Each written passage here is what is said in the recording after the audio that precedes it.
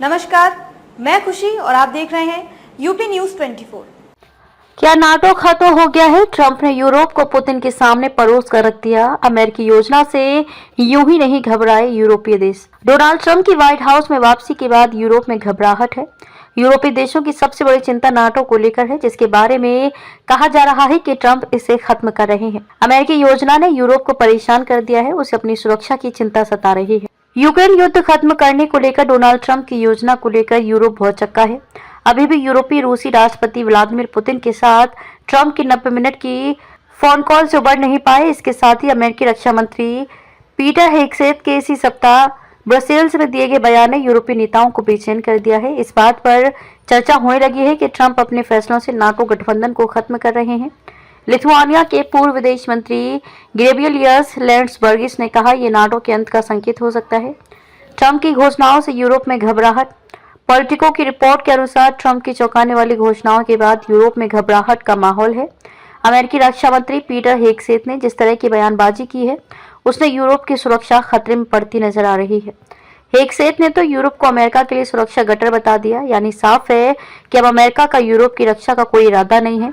हालांकि म्यूनिख सुरक्षा सम्मेलन में भाग लेने वाले अमेरिकी सांसदों ने यूरोप को आश्वासन देने की कोशिश की, लेकिन इससे कोई खास फायदा नहीं हुआ। उनमें से एक सीनेटर रोजर विकर थे, जो शक्तिशाली सीनेट सशस्त्र सेवा पैनल के अध्यक्ष हैं।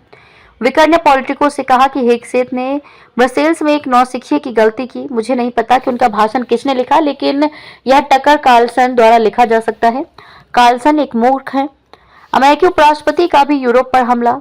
विकर ने यह भी कहा कि हेगसेथ ने अपनी कुछ कठोर टिप्पणियों को वापस ले लिया है, लेकिन उन्होंने अभी तक ऐसा नहीं किया है, जिससे यूरोप की अमेरिकी सुरक्षा गारंटी होने की बात आती है। इस बीच अमेरिकी उपराष्ट्रपति जेडी वेंस ने म्यूनिख सुरक्षा सम्मेलन में एक और बम फोड़ दिया। उन्होंने यूरोप के संबंध में खतरे के बारे में बात करते हुए कहा, ये रूस नहीं है, ये चीन नहीं है, ये कोई अन्य बाहरी अभिनेता नहीं है। जिस चीज के बारे में मुझे चिंता है वह भीतर से आने वाला खतरा है। अमेरिका के बाद कहाँ जाएगा यूरोप? यूरोप के लिए समस्या यह है कि वह अब तक सुरक्षा के लिए अमेरिका पर निर्भर रहा है, जिसे संकट के समय बुलाया जाना अपरिहार्य है।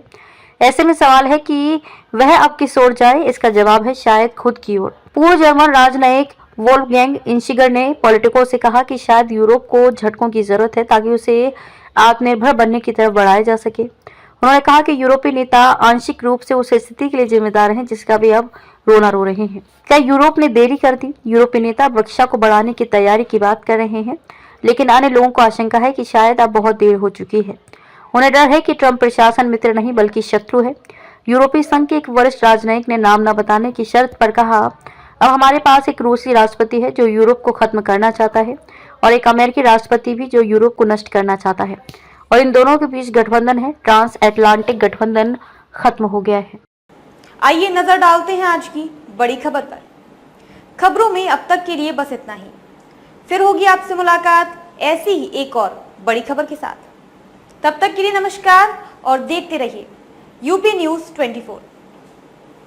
ऐसे ही लेटेस्ट अपडेट्स पाने के लिए हमारे चैनल यूपी न्यूज 24 को सब्सक्राइब करें और बेल आइकन दबाना ना भूलें, जिससे आपको लेटेस्ट अपडेट्स का नोटिफिकेशन मिल जाए।